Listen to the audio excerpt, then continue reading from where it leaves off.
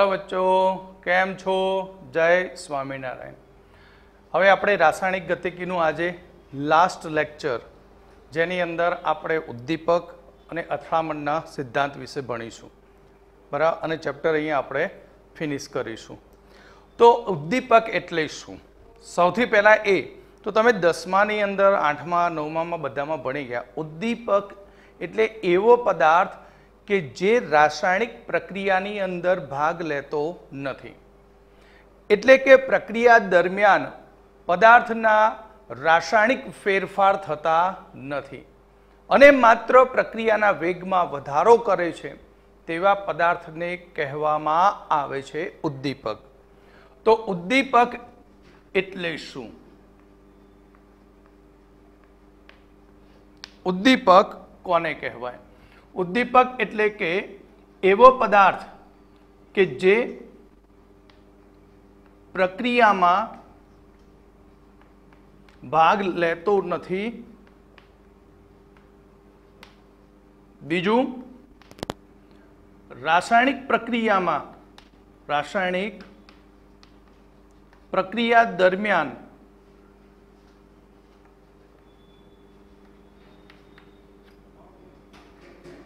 तेनामां फेरफार थतो नथी, के जेवो लीधो होय तेवो ने तेवो ज रहे अने प्रक्रियाना वेगमां वधारो करे, प्रक्रियाना वेगमां वधारो करे, तो तेने कहेवामां आवे छे उद्दीपक। जेम के पोटेशियम क्लोरेट KClO3, आ पोटेशियम क्लोरेट ने आपणे गरम करता तेनुं विघटन थई ते KCl अने ऑक्सिजन में कन्वर्ट थाय। बेलेन्स माटे आने 2 वडे गुणी नाखीए तो 2KCl अने 3O2। पण उद्दीपकनी गैरहाजरीमां पोटेशियम क्लोरेटना विघटननी प्रक्रिया खूब ज धीमी होय छे। भले टेम्परेचर ऊंचुं राखीए पण जो आ प्रक्रियानी अंदर मैंगनीज डायोक्साइड उद्दीपक तरीके उमेरी दीए तो हवे प्रक्रिया झड़पी बने छे अने तेनुं झड़पथी KCl अने ऑक्सिजन में विघटन थाय छे। तो उद्दीपकनी जेम ज एक बीजा पदार्थो छे जेने निरोधको कहे छे। निरोधक एटले एवा पदार्थ के जे रासायणिक प्रक्रियाना वेगमां घटाडो करे तेने कहेवाय निरोधक। पण पोते प्रक्रिया में क्या वपरातो नथी, पण प्रक्रियाना वेगमां घटाडो करे तो तेने निरोधको कहेवामां आवे छे। तो रासायणिक प्रक्रियाना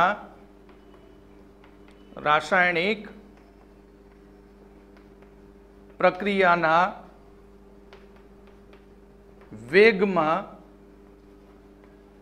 घटाडो करे तेवा पदार्थने निरोधको कहेवामां आवे छे। એટલે કેટલીક એવી રાસાયણિક પ્રક્રિયાઓ ઇન્ડસ્ટ્રીમાં થતી હોય કે જે ખૂબ જ ઝડપી હોય, જે કંટ્રોલ નથી કરી શકાતી, તો એવી પ્રક્રિયાઓને કંટ્રોલ કરવા માટે ઉદ્દીપકની જગ્યાએ ત્યાં નિરોધકો વપરાય કે જેથી પ્રક્રિયાનો વેગ ઘટી જાય। તો આપણે મેન ભણવાનું છે ઉદ્દીપક। તો ઉદ્દીપક કેમ પ્રક્રિયાની અંદર જરૂર પડી?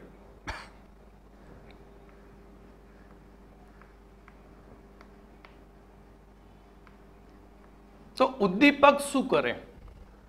उद्दीपक 2 प्रक्रियकोने एकबीजानी नजीक लावे।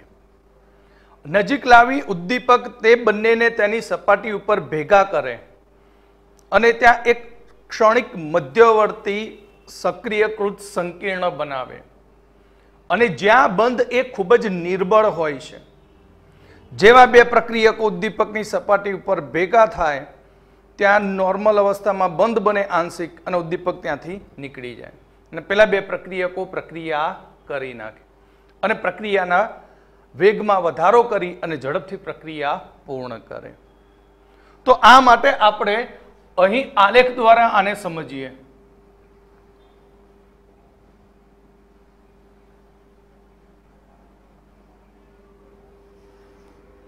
स्थिति ऊर्जा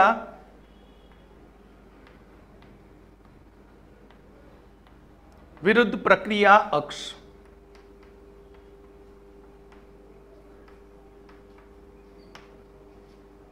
स्थिति ऊर्जा विरुद्ध प्रक्रिया अक्ष।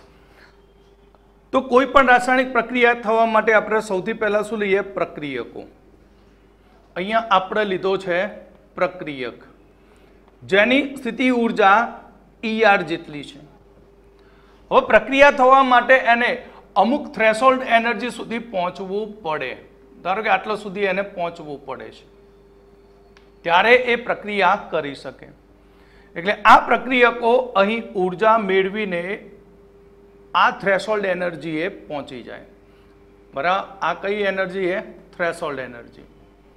अने अहींया प्रक्रियको एकबीजा साथे जोडाईने मध्यवर्ती संयोजन बनावे। मध्यवर्ती सक्रियकृत संकीर्ण बने, जेनी अंदर एक साथे बे घटना थाय। जूना बंध तूटवानी क्रिया थती होय छे अने नवा बंध बनवानी प्रक्रिया थती होय। हवे जूना बंध तूटीने नवो बंध बने त्यारे ते ऊर्जा रिलीज करे, ऊर्जा मुक्त करी अने ते निपजमां रूपांतर पामे। तो आ निपजनी स्थिति ऊर्जा EP जेटली छे। तो आ प्रक्रिया थवा माटे आपणे प्रक्रियकने एक वधारानी ऊर्जा आपी। आटली ऊर्जा तो प्रक्रियको जोड़े छे ज, पण ए प्रक्रिया नथी करी सकता, ते माटे बहारथी वधारानी ऊर्जा आपी। ते ऊर्जाने कह्युं आपणे सक्रियकरण ऊर्जा। तो प्रक्रियकने निपजमां रूपांतर थवा माटे आटली ऊर्जा वधारानी आपवी पड़ी। कोनी गैरहाजरीमां? उद्दीपकनी गैरहाजरीमां। पण उद्दीपक वापरवाथी शुं थशे? तो उद्दीपक शुं करे के आ धारो के उद्दीपक छे, तो उद्दीपकनी सपाटी उपर जे प्रक्रियको आवशे ए प्रक्रियकोने अधिशोषण करीने तेनी सपाटी उपर जमा करी दे। अने अधिशोषण उपर जमा करी अने उद्दीपक अने प्रक्रियको जोड़ाई अने त्यां उद्दीपक साथेनुं एक संकीर्ण सक्रियकृत संकीर्ण रचे, जे अल्पजीवी होय। એટલે ઉદ્દીપક ત્યાંથી હવે અહીંયાથી નીકળી જાય અને આ પ્રક્રિયકો પ્રક્રિયા કરી અને આ રીતે નિપજમાં રૂપાંતર પામી જાય, પણ ઉદ્દીપક ક્યાંય વપરાય નહીં। તો ઉદ્દીપકથી શું થશે? ઉદ્દીપક વાપરવાથી આ જે પ્રક્રિયાની સક્રિયકરણ ઊર્જા હતી એ ઘટી જાય। प्रक्रियक के निपजनी ऊर्जा में कोई ज फेरफार थशे नहीं उद्दीपक वापरवाथी। आनी तो आटली ज ऊर्जा रहेशे अने निपजनी आटली ज रहेशे। फक्त थशे शुं? उद्दीपक वापरवाथी प्रक्रियानी सक्रियकरण ऊर्जाना मूल्यमां घटाडो थाय। एटले अहींया उद्दीपक साथेनुं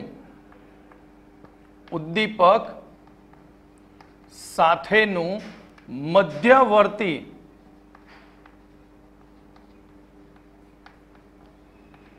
सक्रियकृत संकीर्ण बने। એટલે આ પ્રક્રિયાની અંદર તમે જુઓ ઊર્જાનો અવરોધ ખૂબ જ મોટો હતો ઉદ્દીપકની ગેરહાજરીમાં। ઉદ્દીપક વાપરવાથી તેની પ્રક્રિયાનો ઊર્જા અવરોધ ઘટી ગયો અને પ્રક્રિયા ઝડપથી થઈ અને નિપજમાં રૂપાંતર પામી। તો ઉદ્દીપકનો ઉપયોગ કરવાથી શું થાય? ઉદ્દીપકનો ઉપયોગ કરવાથી પહેલું તો એક મધ્યવર્તી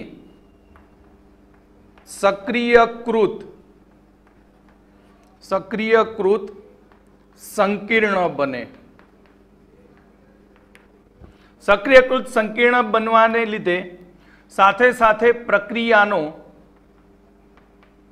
प्रक्रियानो ऊर्जा अवरोध कौंसमां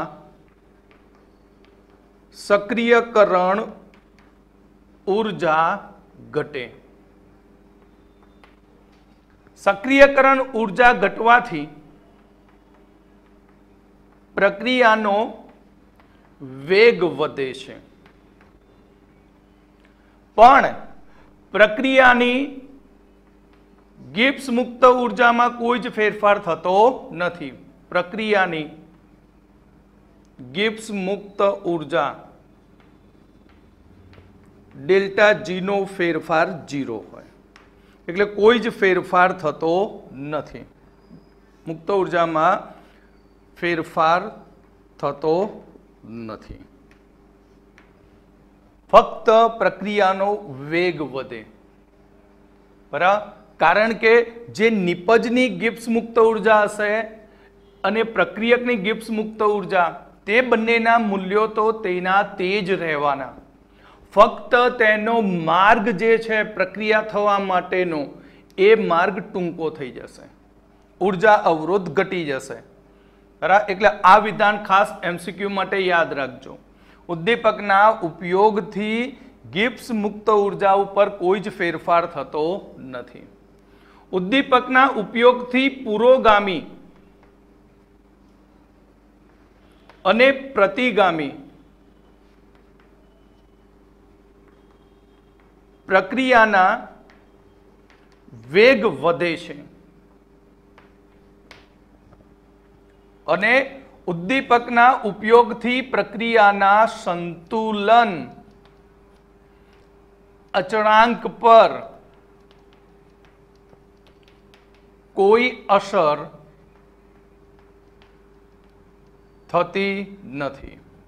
એટલે સંતુલન અચળાંક જે હોય તેના તે જ રહે, ના બદલાય. કેમ? કારણ કે સંતુલન અચળાંક એ બે પ્રક્રિયાઓના વેગનો ગુણોત્તર છે.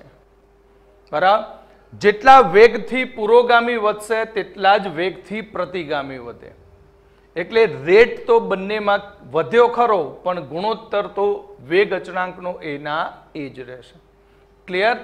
તો આ હતું ઉદ્દીપકનો ઉપયોગ અને તેની પ્રક્રિયાના વેગ ઉપર થતી અસર વિશેની માહિતી.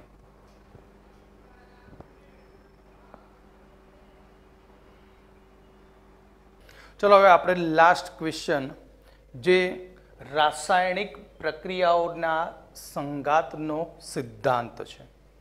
સંઘાત મતલબ સાથ નહીં, અથડામણ. સંઘાત મતલબ અથડામણનો સિદ્ધાંત.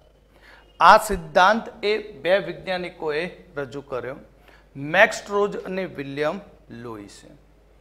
આ સિદ્ધાંત આમ જોઈએ તો ચોપડીની અંદર બધું લપેડેલું છે, આખું સળંગ. બરાબર, પણ આ ક્વેશ્ચનને આપણે 5 ભાગમાં ડિવાઈડ કરી દઈએ તો આપણા માટે આ ક્વેશ્ચન ખૂબ જ સહેલો બની જાય. તો આ સંઘાત સિદ્ધાંત એ મેક્સ સ્ટ્રોજ અને વિલિયમ લોઇસ નામના વૈજ્ઞાનિકે આપેલો. તો સંઘાતનો સિદ્ધાંત શું છે? તો પહેલી આ સિદ્ધાંતની અંદર કલ્પના કરવામાં આવી કે અહીં પ્રક્રિયકના અણુઓ એક સખત ગોળા સ્વરૂપે હોય છે. કેવા હોય? સખત ગોળા સ્વરૂપે છે. અને બીજું, પ્રક્રિયકના એ ગોળાઓ વચ્ચે શું થવી જોઈએ? અથડામણ થવી જોઈએ, તો પ્રક્રિયા થાય. બરાબર, તો અહીંયા પહેલું તો એવું ધાર્યું સિદ્ધાંતની અંદર કે પ્રક્રિયકના અણુઓ એ સખત ગોળા સ્વરૂપે સ્વીકારેલા છે. પ્રક્રિયકના અણુઓ અથડાય ત્યારે પ્રક્રિયા થાય. આપણે આગળ ભણી ગયા છીએ કે પ્રક્રિયકના અણુ વચ્ચે અથડામણ થાય તો પ્રક્રિયકો વચ્ચેના બંધ તૂટે અને બે જોડાય અને ત્યાં સક્રિયકૃત સંકીર્ણ મળે. અને એ સક્રિયકૃત સંકીર્ણમાં બે બંધ બને, બે પ્રકારના. યાદ કરો, એક જૂના બંધ તૂટવાની ક્રિયા થાય અને બીજું નિપજ બને ત્યારે નવા બંધ બનવાની ક્રિયા થાય. એટલે પ્રક્રિયા થવા માટે તો પહેલા તો અથડાવવું જ જોઈએ, તો પ્રક્રિયા થાય, ને તો થાય નહીં. તો અહીંયા પ્રક્રિયાની અંદર વાત કરીએ તો બંધ પાત્રની અંદર પ્રક્રિયકો ભરેલા હોય. પ્રક્રિયકો નાના નાના દડા સ્વરૂપે, એટલે દોડા દોડ ગમે તેમ કરતા હોય, એકબીજા સાથે અથડાય, કોઈ ના અથડાય, એવી ઘણી બધી ઘટનાઓ થાય. પણ એ બંધ પાત્રની અંદર જે ગતિ કરતા પ્રક્રિયકના અણુઓ અથડાય છે તો તેની અંદરથી એક સંઘાત આવૃત્તિ મળે. એટલે આપણું જે મોટું પાત્ર લીધું હોય એ પાત્રમાંથી આપણે એક નાનું એકમ કદ લેવાનું.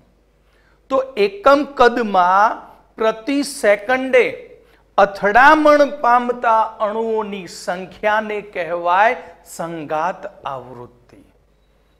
સંઘાત આવૃત્તિ એટલે પ્રક્રિયા મિશ્રણમાં પ્રતિ એક સેકન્ડે પ્રતિ એકમ કદમાં અથડામણની સંખ્યા, બરાબર, અથડામણ થાય એ જ સંખ્યા ગણવાની.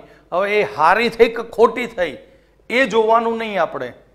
સારી થઈ ખોટી થઈ મેં આગળ સમજાવેલું એ હાઇડ્રોજન HI વિઘટનમાં હેડથી હેડ અને ટેલથી ટેલ જોડાય તો નિપજ બને, બરાબર.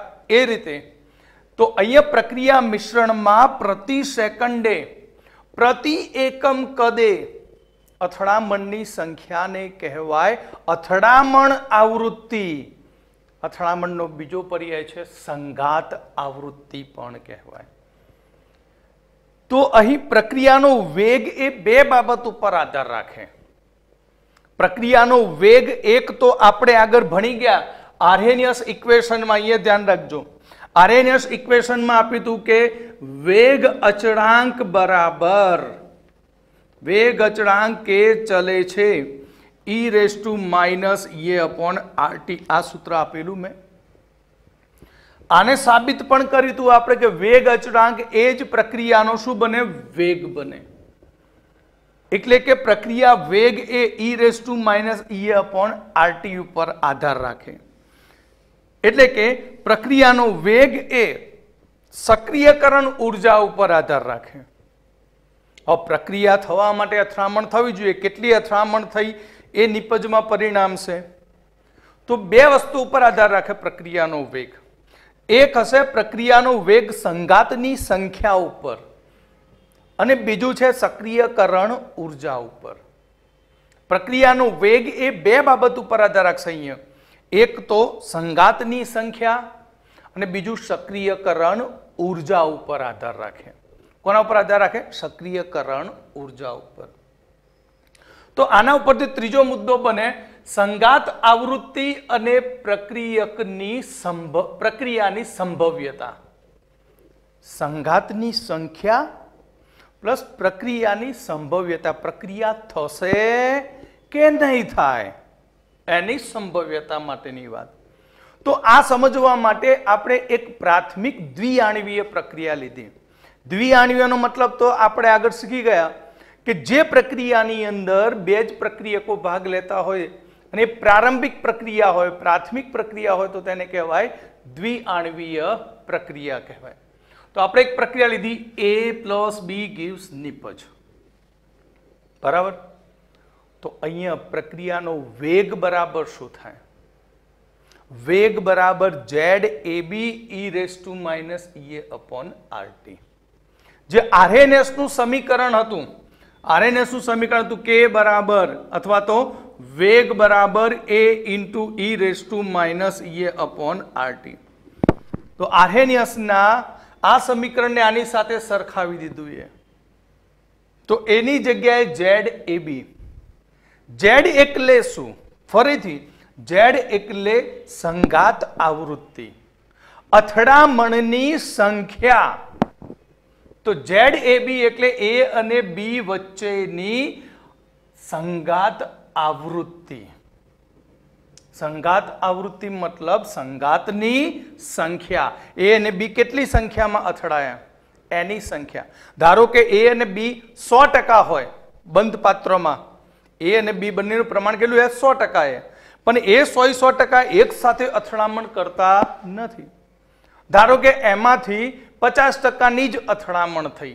A અને B ની કેટલી અથડામણ થઈ? 50%. તો ZAB બરાબર 50%. તો અહીંયા આપણું e⁻⁻⁸ શું? એ પણ મેં આગળ સમજાવ્યું આરએનએસના ઇક્વેશનમાં. EA કરતા વધારે અથવા તો ઓછી ઉર્જા ધરાવતા અણુઓનો અંશ છે. મેક્સવેલનો બોલ્ટ્ઝમેન આલેખ યાદ છે ને? અણુઓના અંશ વિરુદ્ધ ગતિ ઉર્જાનો આલેખ આ રીતે આમ દોરે તો T1 તાપમાને પછી આમ ધાર ખસી જાય એ બતાવે છે.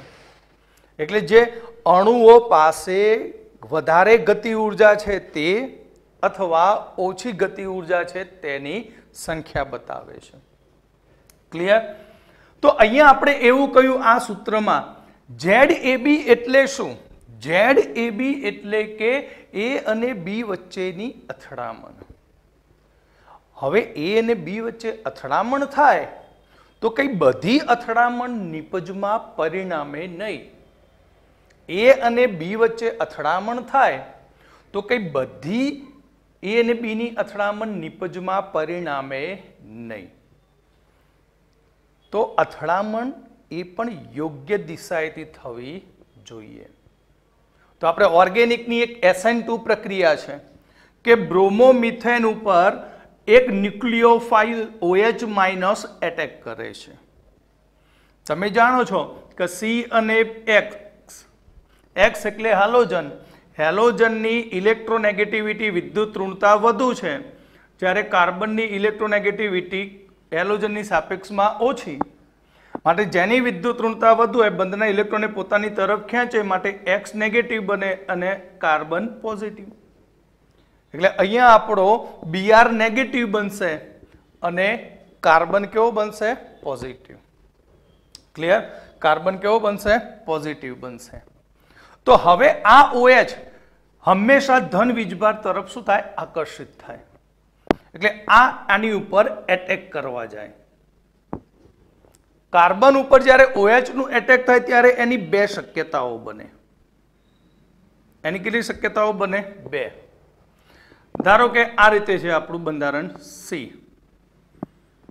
H H H આ Br માઇનસ અને આ પ્લસ.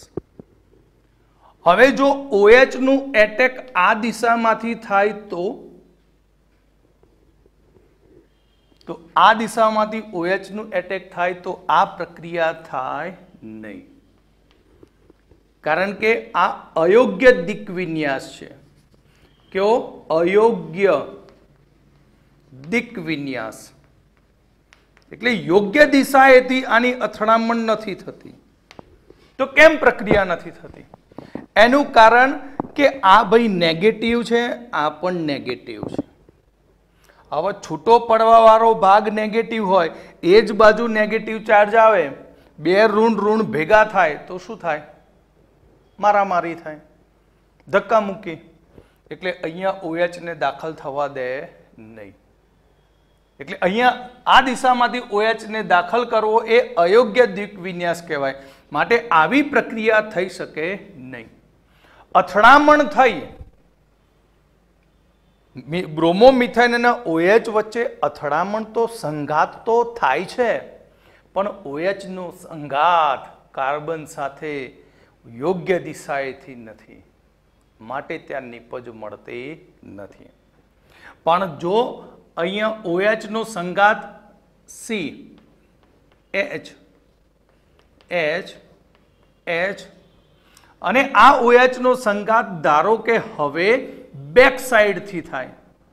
કઈ સાઈડથી? પીછવાડેથી થાય. તો બેક સાઈડથી એટેક કરે તો હવે આને કોઈ રોકી શકવાનો નથી. કેમ કોઈ નથી રોકી શકવાનો?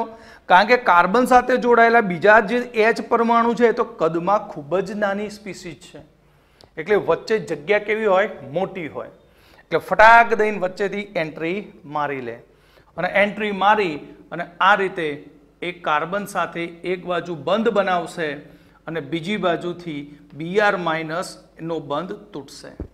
અહીંયા નવો બંધ બને, બરાબર, અને અહીંયા બંધ તૂટે અને બેક સાઈડથી એટેક થવાને કારણે હવે નિપજ જે મળશે એ ઓરિજિનલ નિપજથી તદ્દન વિરુદ્ધ મળે. એના વિશે આપણે બહુ બોલવું નથી. આને ઇન્વર્ઝન કહેવાય. શું કહેવાય? બધું ઓર્ગેનિકમાં ભણીશું. પ્લસ અહીંયાથી છૂટો પડશે Br માઇનસ. એટલે અહીંયા અથડામણ કેવી થઈ?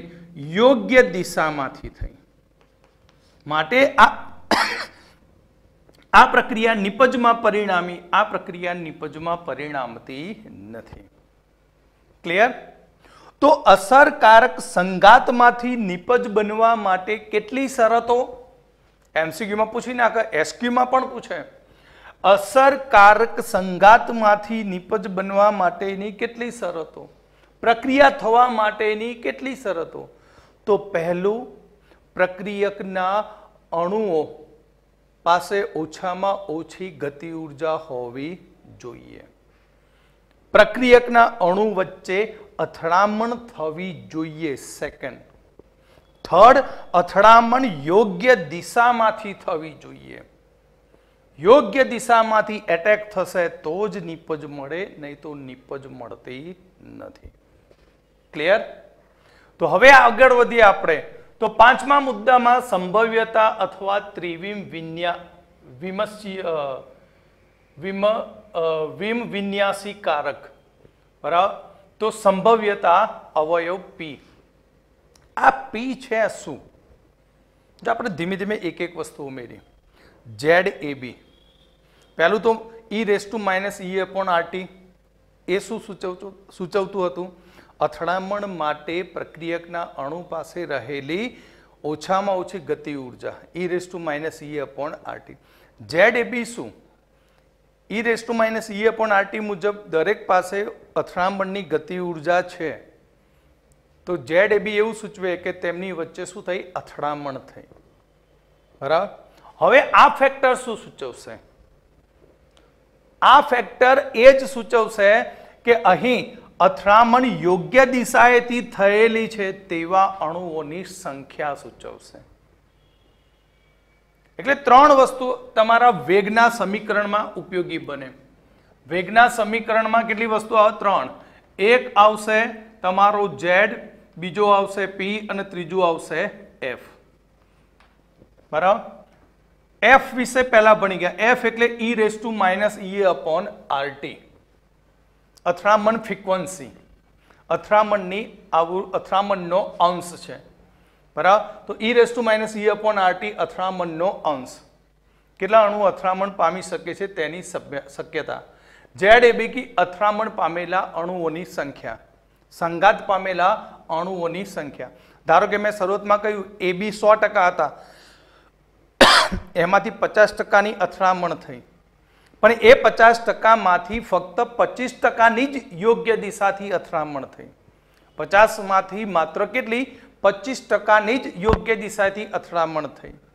માટે આ આપણો 50% થયો, આ થયો આપણો 25%. બરાબર? એટલે અહીંયા આપણા વેગના સમીકરણમાં એક નવો અવયવ ઉમેરી દીધો, ત્રિવિમ વિન્યાસકારક. તો વેગ સમીકરણ બને વેગ બરાબર P ZAB e⁻e/RT. એટલે વેગ ચલે છે કોના સમપ્રમાણમાં? P એટલે યોગ્ય દિશામાંથી સંઘાત પામતા અણુઓની સંખ્યા છે અથવા અણુઓનો અંશ છે. ZAB ચલે છે, વેગ ચલે છે ZAB એટલે સંઘાત પામતા કુલ અણુઓનો અંશ સૂચવે છે. સંઘાત પામતા કુલ અણુઓનો અંશ, એમાંથી પાછું યોગ્ય દિશાથી અથડામણ પામતા અણુઓનો અંશ છે. અને વેગ ચલે છે e⁻e/RT. તો જ્યાં e⁻e/RT આગળ આપણે શીખી ગયા, સંઘાત પામતા અણુઓનો લઘુત્તમ ઉર્જા, સક્રિયકરણ ઉર્જા જેટલી ગતિ ઉર્જા ધરાવતા હોવા જોઈએ. એટલે અણુઓ પાસે ઓછામાં ઓછી અમુક તો ગતિ ઉર્જા હોવી જ જોઈએ. એટલે રાસાયણિક સિદ્ધાંત આમ 5 તબક્કામાં આપણે વહેંચી શકીએ. પહેલું તો સંઘાતનો સિદ્ધાંત લખવાનો, પછી બીજી સંઘાત આવૃત્તિ, પછી આવશે સંઘાત આવૃત્તિ અને પ્રક્રિયાની સંભવ્યતા, ત્યાર પછી અસરકારક સંઘાતમાંથી મળતી નિપજ, અને છેલ્લું સંભવ્યતા અવયવ પી. ઓકે?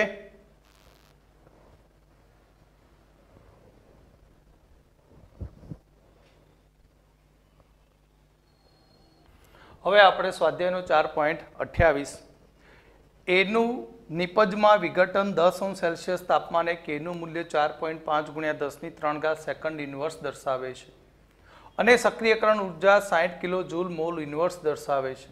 કયા તાપમાને કેનું મૂલ્ય 1.5 ગુણ્યા 10⁴ સેકન્ડ ઇનવર્સ થશે? અહીંયા તમને T1 ટેમ્પરેચર આપ્યું છે 10°C, ત્યારે તેનો વેગ અચળાંક K1 આપી દીધો. બીજું સક્રિયકરણ ઉર્જા આપી દીધી EA, તો તમારું T2 ટેમ્પરેચર એ K2 આપી દીધો, તો T2 શોધી કાઢો. તમને આ બધું શીખવાડેલું જ છે મેં. રકમના ડેટા મૂકી દીધા, સૂત્ર તમે આરએનએસનું જાણો છો. હવે આની અંદર ડાયરેક્ટ કિંમત મૂકી દઈએ. તો log K2 1.5 ગુણ્યા 10⁴ છેદમાં K1 4.5 ગુણ્યા 10⁻³ બરાબર EA 60,000 છેદમાં 2.303 8.314. T2 શોધવાનો છે, T1 283 છેદમાં T1 283 T2. આ રીતે બની જાય. આનો પહેલા ભાગાકાર કરી દે, ઉપર જાય તો કેટલા વધશે? 10. તો log 15/45 એટલે 15 દુ 30, 15 તારી 45 1/3 એટલે 3.0.3333 એટલે 3.333 બરાબર 60,000 છેદમાં 2.303 8.314. T2 શોધવાનો, T1 283 T2. તો આનો આપણે log જોઈએ તો 0.5228 ગુણ્યા 2.303 ગુણ્યા 8.314 છેદમાં 60,000 ઇઝ ઇક્વલ ટુ આ બાજુ T2 માઇનસ 283 ભાગ્યા 283 T2. હવે આનું આપણે કેલ્સીથી સાદુરૂપ આપી દઈએ. 0.5228 into 2.303 into 8.314 ભાગ્યા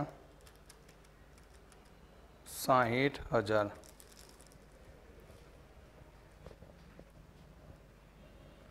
માટે 0.00016 into 283 T2 બરાબર T2 માઇનસ 283. ચલો આનો ગુણાકાર કરી દઈએ આપણે, ગુણ્યા 283 માટે 0.04721 T2 is equal to T2 minus 283. ચલો આ બદલી લઈએ તો 1 T2 માઇનસ 0.04721 T2 બરાબર 283 માટે 1 માઇનસ 0.04721. ઓકે, T2 ને કોમન કાઢી નાખીએ, 283 બાદ બાકી કરી ભાગાકારમાં લઈ લઈએ તો 1 માઇનસ 0.04721 માટે 0.9528 T2 ઇઝ ઇક્વલ ટુ 283 માટે T2 બરાબર 283 ભાગ્યા 0.9528 તો 283 ભાગ્યા 0.9528 297 કેલ્વિન. બરાબર, તો આપણે સેલ્સિયસમાં કન્વર્ટ કરીએ તો સ્મોલ ટી એટલે 297 માઇનસ 273 24° આવશે. ઓકે,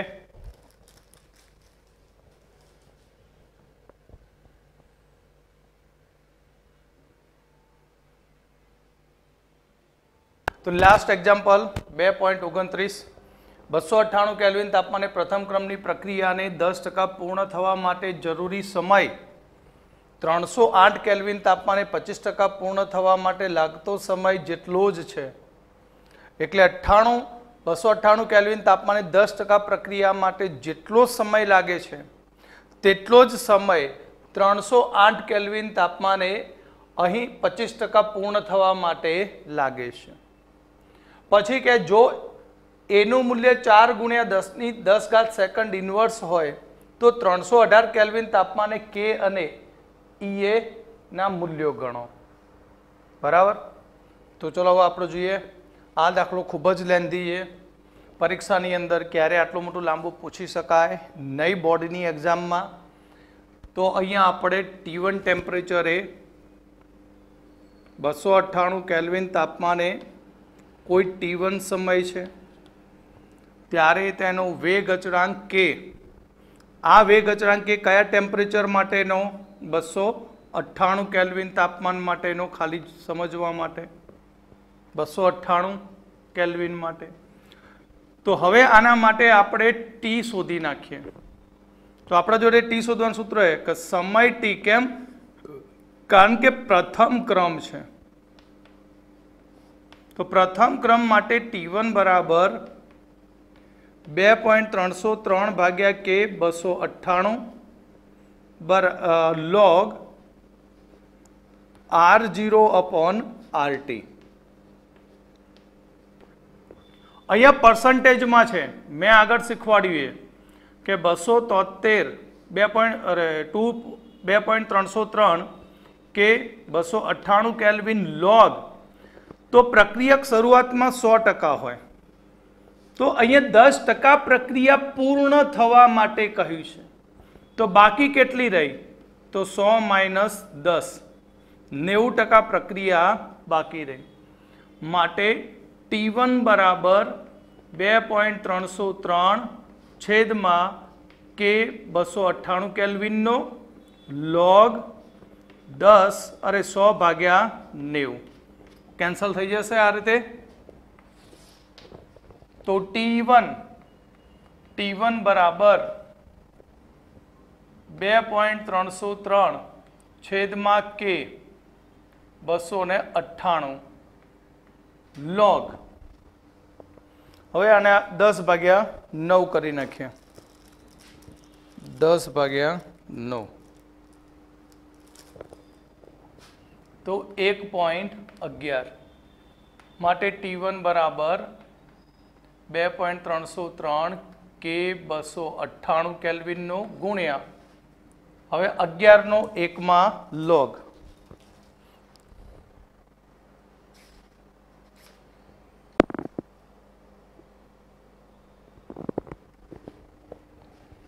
.0453 बने गुणाकार कर दिए तो 2.303 गुणिया 0.0453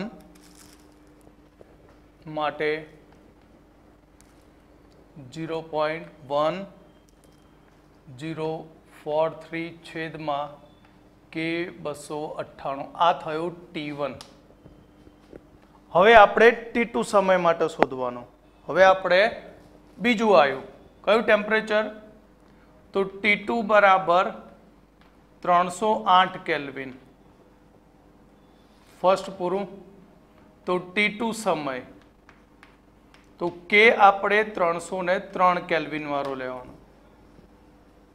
तो T2 बराबर 2.303 भाग्या के 308 છે સોરી 308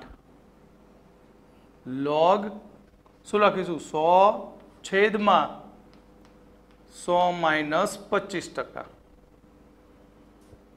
માટે 2.303 કે 308 નો log 100 ભાગ્યા 75 માટે 2.303 કે 308 log 100 ભાગ્યા 75 1.33 તો 13 નો 3 માં આપણે log જોઈ નાખીએ તો 13 નો 3 માં 12 39 તો 2.303 છેદમાં k log 0.1239 તો 2.303 ગુણ્યા 0.1239 માટે T2 બરાબર 0.285 0.2853 ભાગ્યા k 308 ક્લિયર બંનેના ટી સુધાય પણ હવે કહ્યું છે કે બંને માટે લાગતો સમય સરખો છે તો થર્ડ હવે T1 બરાબર T2 તો T1 0.1043 છેદમાં k 298 બરાબર 0.2853 છેદમાં T 308 તો આપણે k 308 ભાગ્યા k 298 નો ગુણોત્તર ચોકડી ગુણાકાર તો 0.2853 છેદમાં 0.1043 તો 0.2853 ડિવાઇડ 0.1043 2 પોઈન્ટ તો આ થયો ગુણોત્તર કયો 308 ભાગ્યા 298 કેલ્વિન માટેનો ઓકે હજી દાખલો પૂરો થયો નથી હજી શરૂઆત છે હજુ કોઈ વેલ્યુ નથી શોધી આપણે ફક્ત 308 અને 298 નો ગુણોત્તર શોધ્યો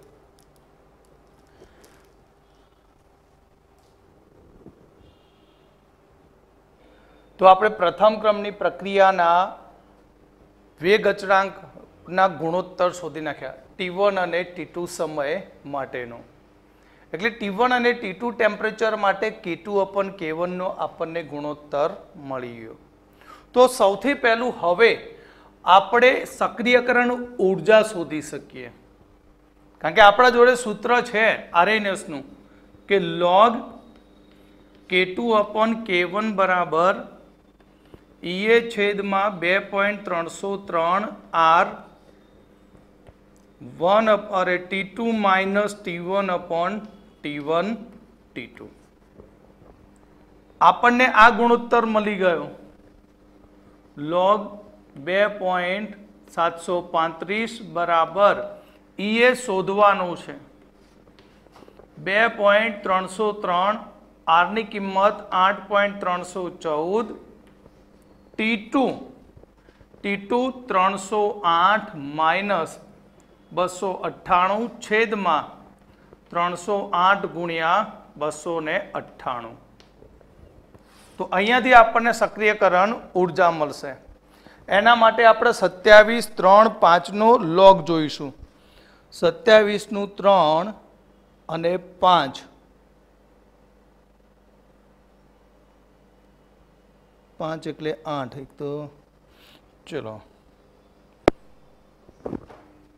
0.4370 ઓકે હવે આ પદ છે એ બધું સીધું સામે લઈ જઈએ તો સામે લઈ જઈએ તો ગુણ્યા 2.303 ગુણ્યા 8.314 308 298 બરાબર ચલો આનો તફાવત લઈ લઈએ તો કેટલો થશે 308 માઇનસ 298 કેટલો થાય ભાઈ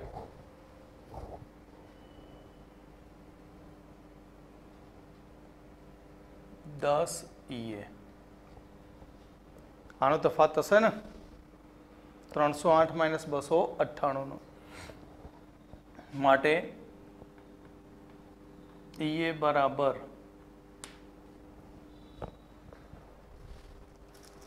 પહેલાનો ગુણાકાર કરી દઈએ,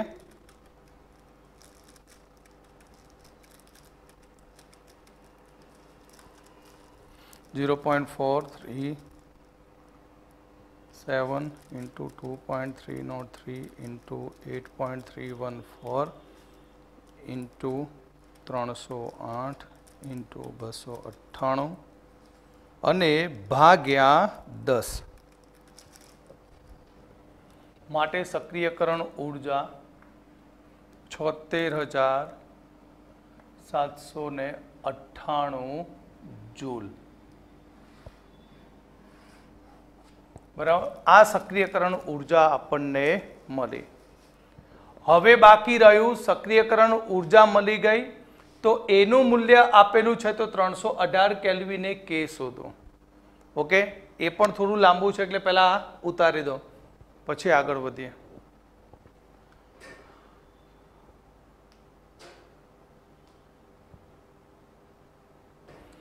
તો હવે આપણે EA ની કિંમત આપી છે. એની કિંમત એ ક્યાં એ 4 ગુણ્યા 10 સેકન્ડ ઇનવર્સ. હવે ટેમ્પરેચર T 318 કેલ્વિન છે તો આપણે કે શોધવાનો. શું શોધવાનો? કે.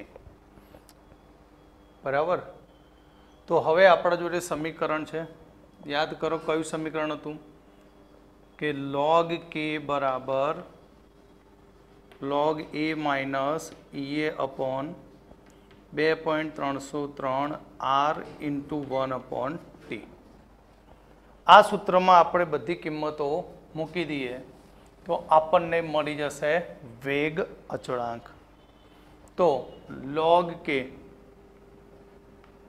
બરાબર log એની કિંમત 4 ગુણ્યા 10 EA 76,798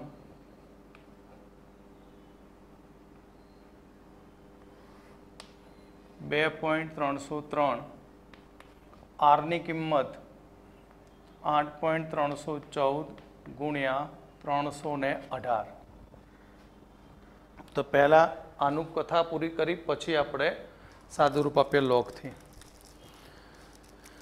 7698 ભાગ્યા 2.303 ભાગ્યા 8.314 ભાગ્યા 318.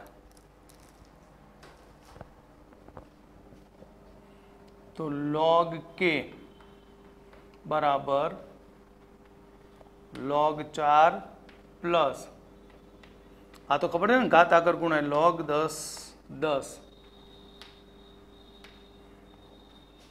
12.61. તો log K બરાબર 0.602140 નો log પ્લસ 10.00 માઇનસ 12.61 માટે log K બરાબર 10.6021 માઇનસ 12.61. તો બંનેનો તફાવત લઈ લઈએ. 10.6021 માઇનસ 12.61. તો log K બરાબર માઇનસ 2.0079.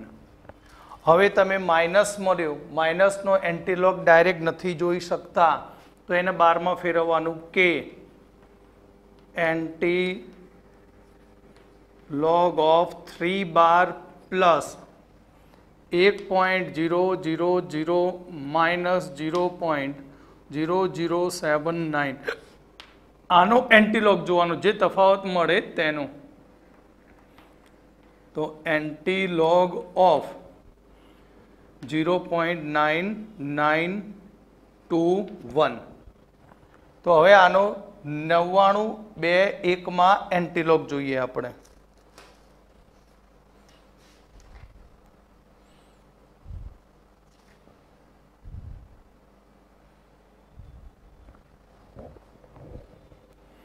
તો 98 ગુણ્યા 10⁻³ માટે અહીંયાથી એક પોઈન્ટ કાપી નાખો તો આ થયો કે. બરાબર. એનસીઈઆરટી બુકમાં જે આન્સર આપ્યો છે એનાથી થોડોક અલગ આવશે. કેમ અલગ આવશે? કારણ કે મેં વેલ્યુઓ બધી શોર્ટમાં લીધેલી છે. બરાબર. પણ મેથડ ગણતરીની તમારે યાદ રાખવાની. આ મેથડથી જ તમારે દાખલો આગળ ગણવાનો. અને આનો એકમ આવશે સેકન્ડ ઇન્વર્સ, કારણ કે પ્રથમ ક્રમ છે અને આગળ એકમ સેકન્ડ ઇન્વર્સ છે. ઓકે.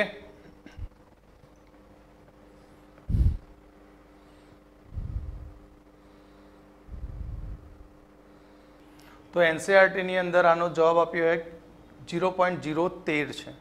પર આપણો આન્સર કેટલો છે?